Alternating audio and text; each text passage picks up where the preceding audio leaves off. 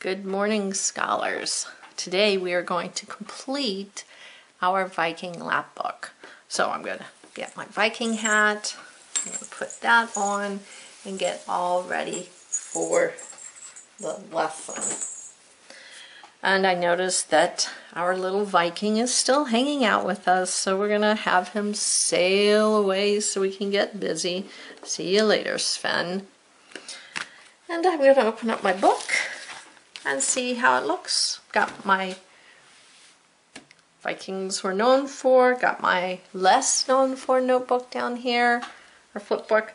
Got my little flip book up here with the scrolls that talked about the gods and Asgard and what they were known for and where they were from. I got my written in stone, my runes. I wrote my name in runes. A couple of you have written other things in runes. Just kind of exciting to see.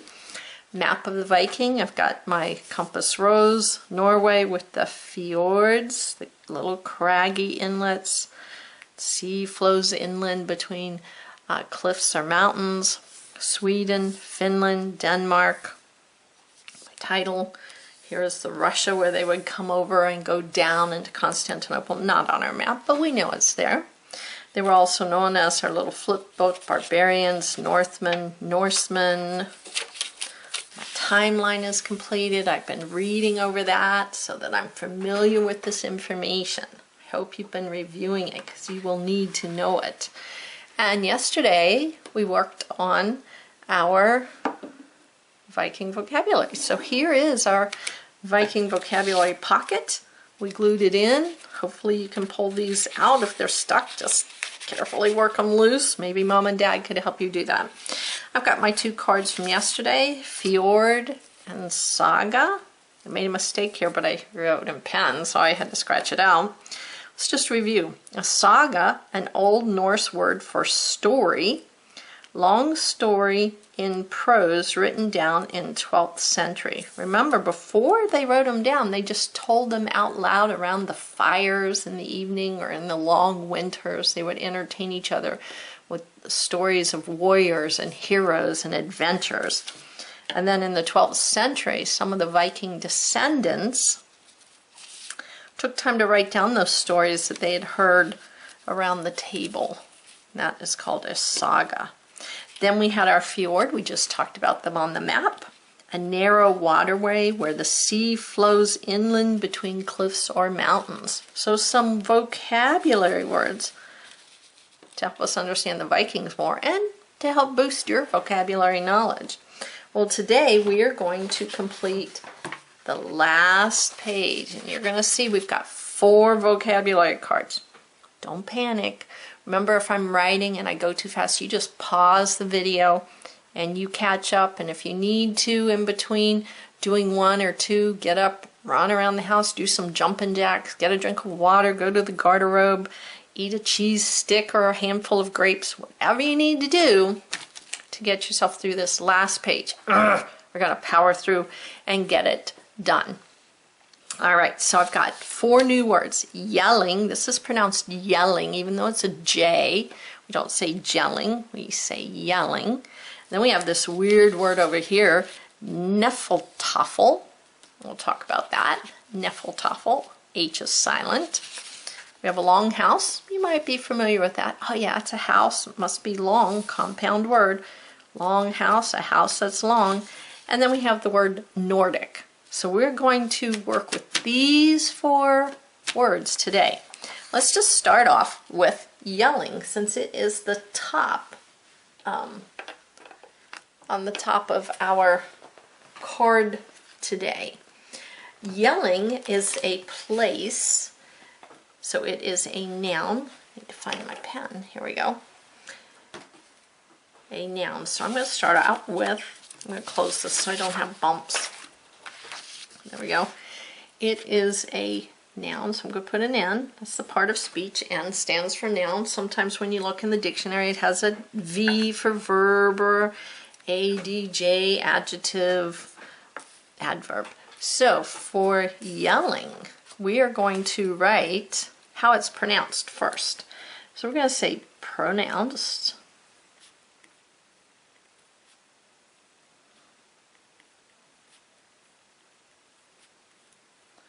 pronounced yelling. I'm going to put this in parentheses. It's pronounced yelling. All right. It is a, I'll use a big fancy word, a location. Instead of using place, let's bump our vocabulary up a little bit today. I'm going to zoom in on those. I apologize if I wasn't close enough before. Just notice that. Pronounced yelling, a location or a place in Denmark. Denmark is a place. Proper nouns, we're going to write uppercase. D-E-N-M-A-R-K,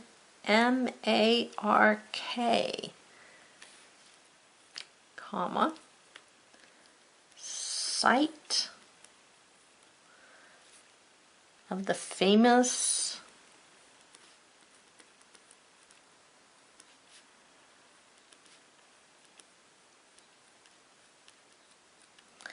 yelling runestones. So I'm not going to write a Y though. I'm going to make it a J, and it's a place, so yelling. So it's got an uppercase because it's a proper noun.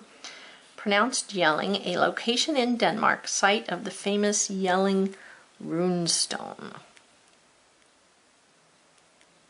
This is a name of something, runestone. And that's the first one. So if you need to pause the video so you can finish, do that now. I'm going to go on to our next card, which is Nephal Tuffle. I wrote down that it was a noun and how to pronounce it, Nephal Tuffle. So you can write that down. I'm just going to share a little bit of information with you about the game. So I'm going to slide that up a little bit. The Vikings played games to relax and pass time during the long winter's evening. Popular Viking game was Nephal Tuffle, which means the king's table. So that's the very next thing I'm going to write under Nephal Tuffle. I'm going to put means the king's table.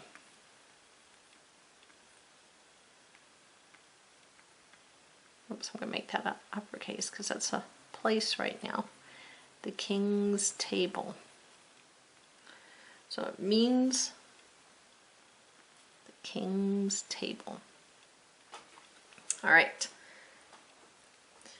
This was played on a square board, and you can kind of see they've etched one in the stone here. Played on a square board with simple markers carved from wood and bone. It was similar to chess. It's thought that the Vikings invented the game, but travelers could have brought it back from the east. Game boards were carved in stone or created on pieces of wood. They have been found far across the Viking world, from Ireland to the Ukraine. And here is a modern game board that someone has recreated to make the game Nephal Tuffle.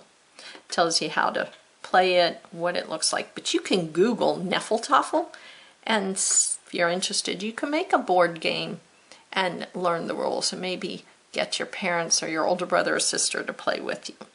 So Nephal Tuffle, game they would play during those long winter nights. So means the king table. We're going to put game. Remember, they don't have to be sentences because this is a definition. Game similar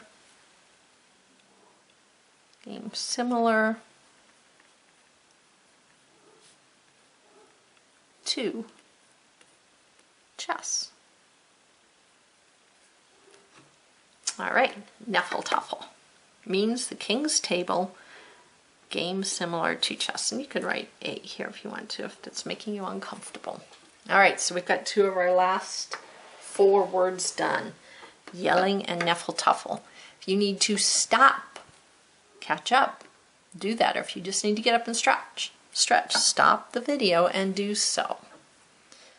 All right, I'm going to go on to our next card, is the Longhouse. We are all familiar with the Longhouse. Here is a picture of a longhouse. This is a replica that they've rebuilt so that you could see what a longhouse looked like. It's found in Newfoundland, Canada. Vikings lived in family groups of 3 generations or more. So your grandparents and maybe your parents, your grandparents, and you would have all lived in a house. 30 or more people, so cousins too. Plus the animals might have lived together in a single long house. The classic Viking farmhouse was made of logs, wood planks, or woven branches slathered in mud and animal poop. Ew. Or dung. It's a fancy word for animal poop. Thick grass covered the slanted roof. There were no windows, but smoke holes let some daylight in. The family cooked, ate, and slept by an open fireplace in the main hall. It was probably dark and smelly a lot of times.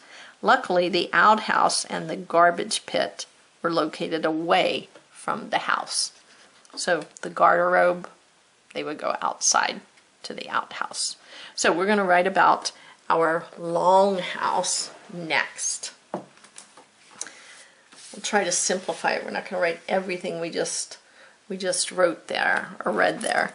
So we're going to write longhouse. It's a noun. It's a place. Old Norse. So we're going to uppercase that. Old Norse house. And we should know that by the word longhouse. Old Norse house with 1 room,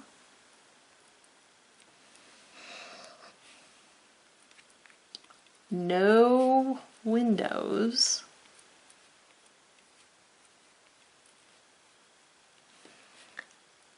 and a grass roof. It's an A, grass roof. Old Norse house with 1 room, no windows, and a grass roof. All right, and think about families and animals shared that same space. All right, our very last word, last thing we have to do for our long book is to write about Nordic. What is Nordic? Well, Nordic refers, this one's kind of long, but hang with me, okay? Refers to the northern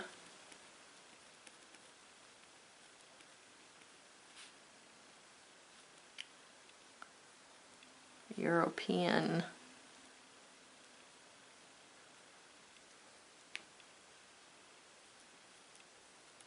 countries. Change the Y on country to an I before adding ES. Let's go back. Refers to the northern European countries of, I'm going to go down because I got to write Scandinavia. It's a long name. Begins with an S. S. C. A. N. D. I. S. Capital S. C. A. N. D. I. N. A. V. I. A. Phew, that is a long word. Nordic refers to the northern European countries of Scandinavia. And then I'm just going to write here, parentheses, Norway, comma, Sweden, comma, Finland, not Vineland, this is Finland, it's in Europe, comma, Denmark,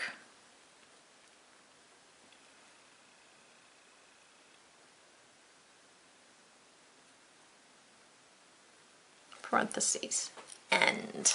Excellent. Put my pen down. Whew, I am finished. That was a lot of writing today. If you need to pause the videos to catch up, do so. All right. I'm not going to cut them out because you know how to do that. So you're going to cut them out. Then you're going to place all of these extra word cards in your vocabulary pocket. So I'm going to go back here. I'm going to show you. I'm going to put these cards right in my vocabulary envelope. So now I have my finished lap book. Nice job, guys. Got my 2 flip books, known for, lesser known for. One that talks about where they were from, the gods and goddesses, my rune stones, now my vocabulary packet, my map, my timeline, and my flip book about barbarians, Norsemen, and Norsemen. And then when I close it all up, I have a nice little book, or maybe you made a poster and that's okay, or maybe you kept it in a notebook. That was okay too. Phew, that was hard work. Good job. Well done. Pat yourself on the back. And until we meet next time, go forth. Let's have fun. Go forth and do great works.